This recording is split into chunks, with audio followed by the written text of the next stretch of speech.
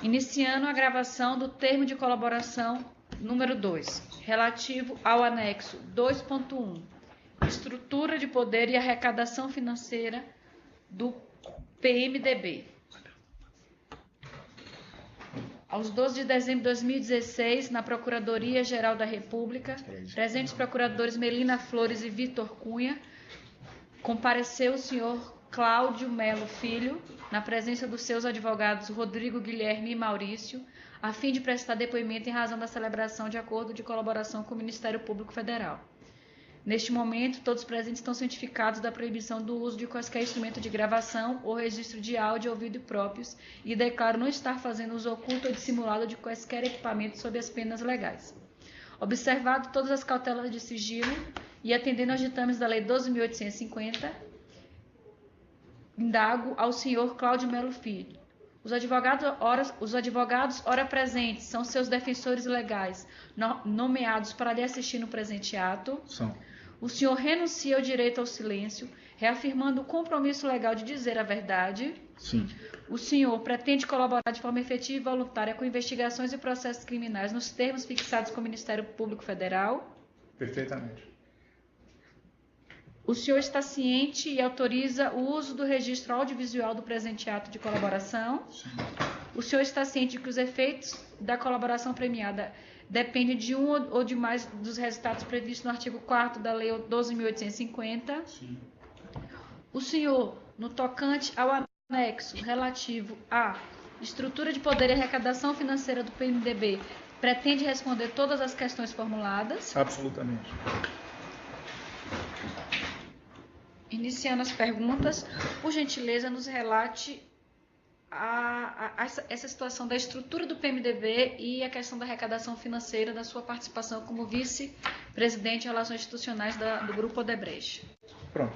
Primeiramente, se a senhora me permitir, eu queria dar uma explicação por que PMDB, porque a gente se relaciona com o PMDB. Quando eu cheguei aqui em Brasília, no final de 2004, comecei a me ambientar com as pessoas.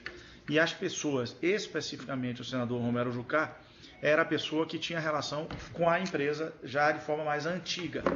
Então, por exemplo, eu conheci o senador Romero Jucá através do José Carvalho, que já era diretor de Relações Institucionais em Brasília há muitos anos, participando da equipe de outras pessoas que trabalhavam aqui. Então, foi ele que me apresentou ao senador Romero Jucá.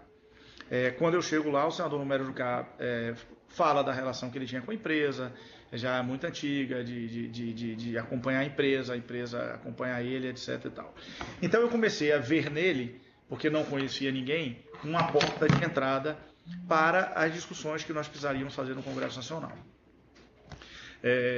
Aliado a isso, aí também por uma decisão pessoal, conversando com as pessoas que foram de alguma forma RI aqui, como Carvalho, a gente percebeu que era uma porta talvez mais fácil de se discutir os nossos temas pelo Congresso, pelo Senado Federal, do que pela Câmara. Quem lhe apresentou ao José Carvalho Filho. Ele que lhe apresentou o senador Romero Jucá?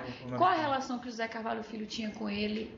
Era do mesmo estado? Ou então era relação profissional mesmo? Não, Carvalho eu acho que é baiano e o senador Romero Jucá é de Roraima, né? Uhum. Então, Pernambuco, porque o estado do que ele milita que é Roraima. Mas eles se conheciam da relação profissional. Ok. Eu tenho certeza disso. Certo. Entendeu? Então nós optamos essa discussão, eu percebi que a discussão pelo Senado poderia ser mais fácil, primeiro, grosseiramente, porque é menos pessoas para ter a discussão, né? São 81 e na Câmara são 500 e pouco. E segundo, porque você sairia de uma discussão da amplitude de um varejo. Se você vai discutir um projeto de lei com as entidades de classe, etc. e tal, dentro da Câmara Legislativa, você tinha que falar com comissões de 30, 40 deputados. Os Senados são menores. Segundo ponto que me levou à discussão do Senado. Por último, eu via a força, todas as pessoas viam na mídia, etc., a força do senador Romero Jucá. Ele foi líder de vários governos. Então, o líder do governo discute, tem protagonismo nessa discussão junto ao Poder Executivo e essa coisa toda. Então, isso fez com que eu começasse a ver nele a porta de entrada de melhor defesa dos nossos interesses. Aliado a isso, pessoalmente, acredito que o senador Romero Jucá é muito qualificado tecnicamente. Ele é um cara que discute economia de forma muito tranquila, muito eficaz. A prova disso é que ele chegou a ser ministro do Planejamento e outros ministros aí que fez parte. Então, essa foi por isso que nos direcionamos para a discussão mais focada no senador Romero Jucá.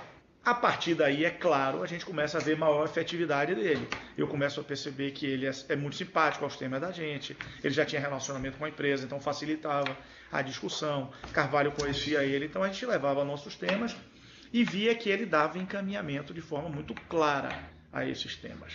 E isso se seguia de uma maneira normal, sem nenhum percalço, até os acontecimentos das medidas provisórias, onde de forma efetiva nós discutimos todos os temas, e num determinado momento ele me faz um pedido, claro, eu gostaria efetivamente de contar com uma discussão melhor de vocês, uma simpatia melhor da empresa em relação a isso. A gente vai olhar item por item, mas se não me falha a memória, foi no PRS 72, foi o primeiro tema. Depois a gente olha pela data cronológica dos 3 assuntos que envolvem o senador Romero Jucá. E efetivamente a gente pode dizer o seguinte, você só ajuda uma pessoa desta forma que ele está pedindo, quer dizer, não é uma forma normal, eu vou lhe ajudar em campanha pura e simplesmente. Quando você passa a discutir valores maiores, pagamentos financeiros maiores, entendeu? Você tem que entender a razão, né? Então, se ele, vamos dizer assim, se resolve o seu assunto, a empresa vai tomar um tipo de decisão. Se não resolve o seu assunto, ela vai tomar outro tipo de decisão. Neste caso efetivo, o senador Romero Jucá resolveu aquilo que se propôs a ajudar. Que caso específico? Esse que eu comentei, o PRS 72, a medida provisória 613... 2012. 2010. Não, o PRS 72 ele começa em 2010, mas ele se resolve em 2012. Você falou resolveu no passado, então esse ano aí foi o ano de 2012, né? Ele já tinha resolvido, é isso? Ao longo de 2010, toda essa discussão, a medida provisória vem a discutida no Congresso e se realiza em 12. Em 2012. E quando é que se deu essa conversa? Dessa solicitação que ele Depois fez? do assunto. Em 2012, então. 2012. Perdão, entendi sua pergunta. 2012. Aí depois teve a medida provisória 613. Quando o senhor conheceu o senador Romero Jucá? Deve ter sido 2005, 2006, a minha chegada aqui. Certo. A minha chegada aqui. E quando foi o primeiro pedido de contribuição financeira? A mim, relativo a isso, relacionada à PRS 72. 2012. 2012. Após a aprovação ou antes da aprovação? Após a aprovação. Certo. Ele lembrava do êxito que teve na aprovação do projeto? Sim. Ele comentava, né? Certo. Foi aquela analogia que eu quis fazer. Se a pessoa resolve o seu assunto e lhe pede alguma coisa mais forte, entendeu? E ele resolveu, você também automaticamente vai ser mais simpático para levar esse pedido a quem de direito, entendeu? Se ele não tivesse resolvido, minha resposta automaticamente seria: sinto muito, eu não tenho como ajudar, entendeu? Então a solução foi prévia ao pedido. Sim. A Certo. solução, o assunto legislativo se resolve previamente. Ao pedido. Depois à solicitação. Exatamente. Certo. Agora você vai apresentar isso. Acredito eu até, porque se ele faz alguma solicitação antes e não se resolve, era inócua, né? Entendeu? Você pedir depois de resolver, você se fortalece. Certo. Se você pede antes e não resolve, cai no vazio. Em relação a essa questão das contribuições da propina, quem é que o senador Romero Jucá representava dentro do Congresso? Quais eram os outros demais senadores que ele atuava como preposto? Ele, nesses assuntos que ele tratava, ele comunicava sempre que os assuntos que ele estava tratando seriam efetivamente bem trabalhados, bem tratados, bem entendidos pelo senador Renan Calheiros, entendeu? O senador falava isso com uma certa frequência. Além do senador Renan Calheiros, existia outro senador?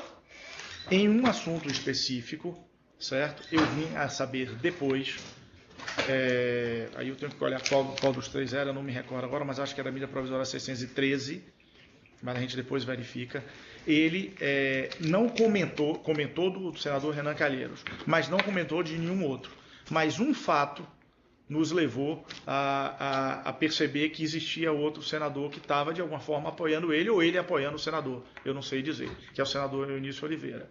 E digo isso porque a pessoa indicada pelo senador para procurar o José Carvalho para receber a contribuição alegadamente de campanha é uma pessoa que depois a gente veio saber, eu não conhecia a pessoa nem Carvalho, é uma pessoa ligada ao senador Anísio Oliveira. Ok. Eu queria que o senhor falasse agora do PMDB na Câmara dos Deputados. PMDB na Câmara dos Deputados. A Câmara, como eu disse aos senhores, eu vivi poucos momentos de discussão lá, por opção. Eu optei por conduzir no Senado. Mas é fato que eu sabia que a Câmara tinha a sua estrutura, entendeu? E parte dessa estrutura eu tinha relação. De forma clara, eu tinha relação com o Gedel Vieira Lima, que na época era deputado, com o senhor Eliseu Padilha, com o senhor Wellington Moreira Franco. Com esses três eu tinha relacionamento. E esse trio é sabido, não é Cláudio quem está dizendo, é sabido pela mídia e tal, que tem um peso, sempre teve um peso expressivo junto ao senhor Michel Temer, o presidente Michel Temer. Então, esse trio também eu sabia que se eu precisasse ter alguma discussão a nível de Congresso Nacional, eu teria neles um apoio. Qual é o trio? É o senhor Gedel Vieira Lima, o senhor Eliseu Padilha e o senhor Wellington Moreira Franco. Ok. O senhor teve contato com o senhor Michel Temer? Com o presidente Michel Temer eu tive pouco contato. Tive em duas oportunidades, uma com o nosso presidente Marcelo Odebrecht, quando ele se elege vice-presidente, tem uma agenda oficial que a gente vai lá fazer um cumprimento, e depois num jantar específico que eu acredito que é um tema que nós vamos tratar na frente. Okay. E com relação ao senhor Eduardo Cunha, qual é a visão que o senhor tem dele no PMDB da Câmara? O deputado Eduardo Cunha é uma pessoa que o Brasil viu ele crescer bastante ao longo da Câmara. Não era uma pessoa que eu tinha um relacionamento próximo. Ele tinha outros pontos de contato na empresa. Eu o conheci, por exemplo, pelo menos eu me lembro da primeira vez assim de forma efetiva, com o Henrique Valadares. Era o presidente da área de energia nossa. E teve um evento específico, numa discussão na Câmara, sobre um projeto das usinas do Madeira, e que Henrique Valadares combinou com ele de acompanhar uma audiência pública que estaria lá. Quem é Henrique Valadares? Henrique Valadares é presidente da Odebrecht, ele saiu da empresa por um problema de saúde. Ele era, na época, presidente da Odebrecht Energia. Ok. Tá? Portanto, as obras de energia do Rio Madeira, a obra é ligada a ele, mas ele disputava as duas. Okay. Né? Então teve um problema durante o processo e eu conheci ele nesse momento. Certo. Depois disso, certamente eu tive com ele algumas outras oportunidades, falando de discussões técnicas, puramente técnicas, de assuntos legislativos nossos. E uma vez, especificamente, está em um dos meus relatos, ele chegou até aí à minha casa, me dizendo que queria ter uma discussão com o pessoal nosso da agroindustrial. Que ele estava tendo uma dificuldade na discussão com a Única e queria ver se a Odebrecht Agroindustrial, sendo parte da Única, poderia ouvi-lo na discussão. Eu comuniquei isso ao presidente, acho que tem um e-mail meu que diz respeito a isso. Eu comuniquei ao presidente da Odebrecht Agroindustrial, Luiz Mendonça, e a Marcelo Odebrecht, que ele tinha ido lá. Essa iniciativa do deputado Eduardo Cunha, dizendo essas dificuldades que ele estava tendo, era também de contribuição para ele? Não, ele não falou o motivo. Mas o senhor deu para do contexto, o senhor deu para entender qual era o problema? Não me pareceu. Eu acho que era a discussão de passar alguma coisa vinculada à Única. A Única é a união, é a associação de classe que representa o setor sucroalcooleiro. Ok. Entendeu? E a gente, membro, como ele tinha uma relação com a empresa, eu acredito que ele queria discutir com a empresa no sentido de ver como conduzir o assunto.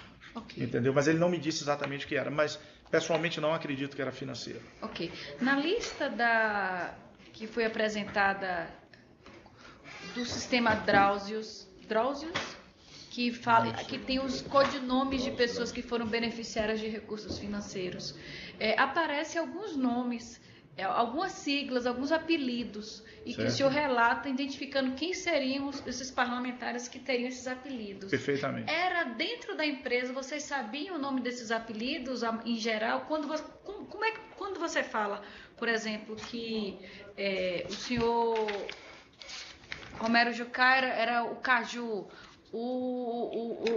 tem um outro que seria Angorá, um outro que seria o Caranguejo.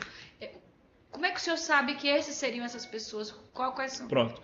Nesses casos específicos, o Caju já era da empresa, não é um apelido que eu coloquei. Ele já tinha relacionamento prévio com a empresa. Então, internamente as pessoas já sabiam. Aqueles que, por algum motivo, fizeram esse tipo de pagamento a ele, né? Não é uma coisa que eu acho que a empresa toda sabia, entendeu? Mas, porque nesse caso específico já era antigo, a senhora perguntou do deputado Eduardo Cunha, tem pagamentos aí feitos, tem escrito assim, CP, significa, eu fui pesquisar pela empresa, é campanha, entendeu? Certo. Aí tem CP Benito Júnior, CP é campanha, e que por algum motivo nos pediram, a mim ou a José Carvalho, para fazer alguma comunicação a ele, tem lá Caranguejo, é o codinome que a empresa dava a ele, não fui eu que dei. Mas internamente o senhor sabia que o Caranguejo era ele. Sabia porque as pessoas, como eu fui pedido e demandado, eu e Carvalho, para dar uma informação a ele, a pessoa dizia qual era a informação. Entendi. Entendeu? E aí Mas com ele, Eduardo Cunha, eu não tenho nenhuma tratativa. Não, ok. E Angorá? Como é que o senhor sabia que era um Angorá? Como é que o senhor identificou no anexo quem é o... Pela mesma razão. Quando a empresa já tinha relacionamento com a empresa, quando a empresa, no meu assunto, determinou uma ajuda financeira que seria feita, deram o codinome a ele. Deram o codinome. Quem é que dava os codinomes? Olha, isso é uma pergunta que eu sou louco para descobrir. O senhor Até não porque dava o codinome? Tem uns que a gente vai falar aqui, cada um deles eu vou dizer. Esse final de semana até, inclusive, surgiu um que ficou chateado e que eu não tenho a menor culpa. É uma pessoa que era amiga da empresa muito antes de eu chegar, entendeu? Mas eu não sei precisamente. Eu acho que cada um, quando surgiu o primeiro tema da pessoa, deu esse apelido. Eu só posso imaginar isso. E qual é a motivação do codinome? Por que não botava o nome da pessoa? Era uma tentativa de encobrir o fato ilícito? Eu acredito que sim. Era uma orientação da empresa fazer isso, sem dúvida nenhuma. Orientação de quem? Porque a empresa é uma pessoa jurídica, né? Eu quero saber quem era o responsável, a pessoa física. Isso é muito antigo, né? A empresa... Presidente. Eu acredito que os presidentes das empresas ou algo assim... Não é uma coisa que dê para se apontar assim, o dedo e dizer não, entendeu? Se não souber, não tem problema. Mas eu acho que... Ou era uma... Não sei como surgiu essa prática, sendo muito honesto. O senhor Eliseu Padilha tinha algum codinome? Num assunto específico, que eu me envolvi com o senhor Eliseu Padilha, ele foi criado um apelido para ele, sim. Eu acho que é Primo. Primo. Mas anteriormente à minha relação com ele, eu não sei dizer à senhora se havia algum outro... Qual era o papel do senhor Henrique Eduardo Alves junto ao senhor Eduardo Cunha? Eu não tenho contato com o Henrique Eduardo Alves, não tive. Ele foi presidente da Câmara, claro, né? Eu sei disso, foi deputado, foi líder também do partido, mas não era uma pessoa de meu relacionamento. Certo. Nunca fui em nenhum tempo. O senhor Michel Temer tinha algum codinome? Que eu saiba, não. E o Eunice Oliveira? Foi dado pela área de operações estruturadas quando houve esse pagamento feito de forma discutida com o senador Romero Jucá, tem um nome de índio. Foi dada essa informação para mim e para Carvalho. Não foi também um apelido criado por mim nem por Carvalho.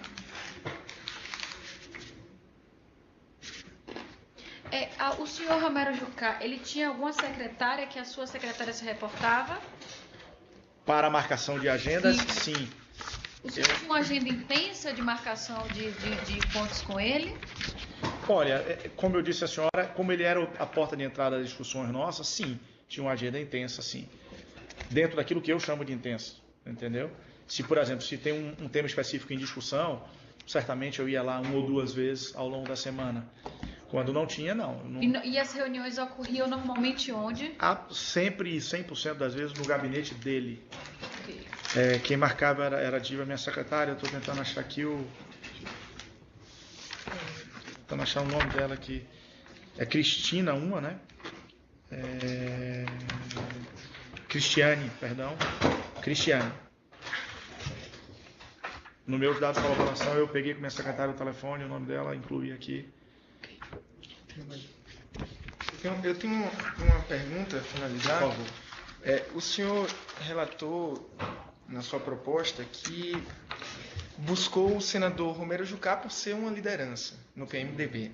E é óbvio que o PMDB, por conta do tamanho da bancada, era um partido cujo apoio era bastante relevante. O senhor também menciona isso. Existiam outros partidos com bancada tão grande quanto, né? O PT, por exemplo, o PSDB, eram partidos que também tinham alguma relevância no Senado. Por que razão o senhor não procurou representantes desses partidos para estabelecer esse tipo de vínculo de maior proximidade para defender os interesses da empresa? Pronto, a primeira razão que eu digo ao senhor é o seguinte: no caso do PT, eu só conhecia um senador, que era o senador Walter Pinheiro da Bahia. No caso do PSDB, eu não conhecia nenhum senador, conhecia só o que faleceu, o Sérgio Guerra.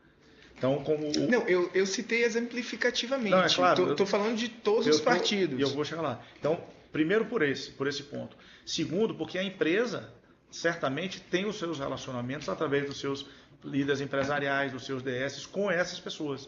Então, como eu afirmei aqui numa outra parte da nossa discussão, se eu precisasse, por algum motivo, ser recebido ou ter uma discussão com um dos senadores, fosse Pernambuco, eu procurava a pessoa de Pernambuco. Fosse de São Paulo, eu procurava a pessoa de São Paulo. Porque eu sabia que a empresa tinha esse relacionamento.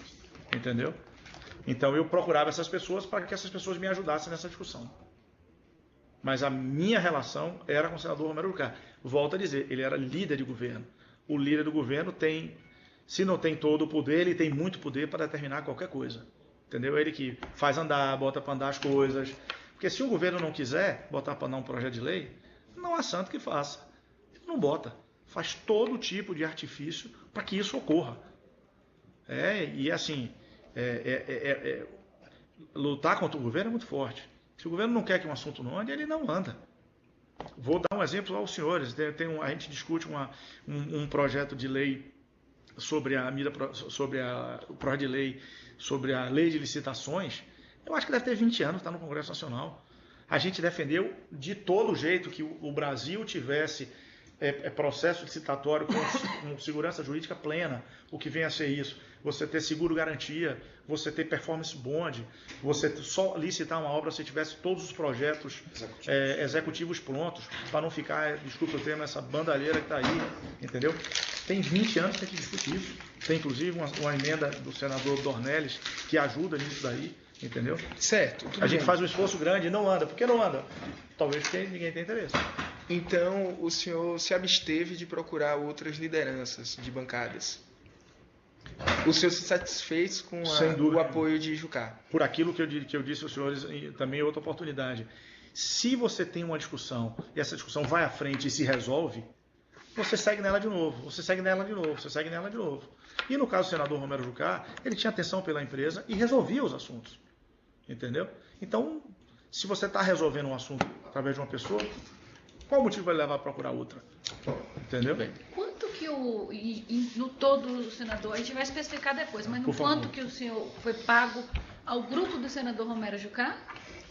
Olha, primeiro a gente tem que fazer um divisor de águas aí. Tem um assunto que está na minha colaboração, que diz respeito a Henrique Valadares.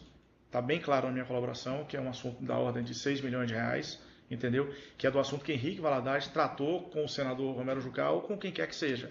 Eu não sei com que ele tratou. Ele apenas pediu a mim, a Carvalho, que comunicasse ao senador que haveria esse pagamento. Assim nós fizemos. Quanto? 6 milhões de reais. Isso diz respeito à obra de Santo Antônio, certo?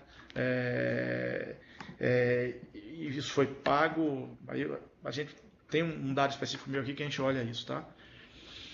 Então, esse valor foi isso.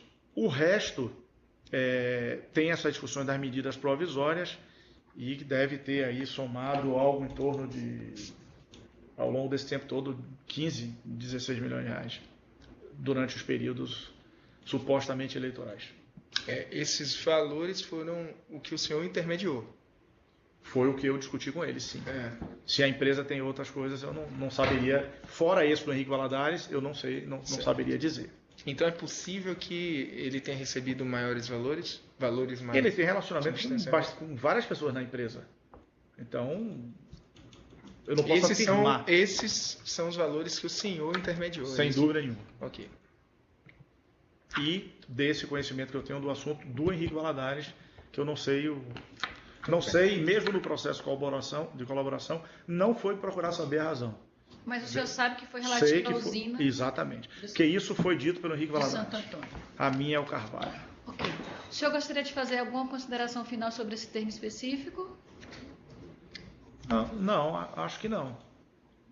Doutores, alguma consideração final? Não. Portanto, respondidas as questões formuladas e nada mais havendo a ser consignado, será agora encerrada a gravação audiovisual e, em seguida, lido e assinado o termo que também registra o presente ato.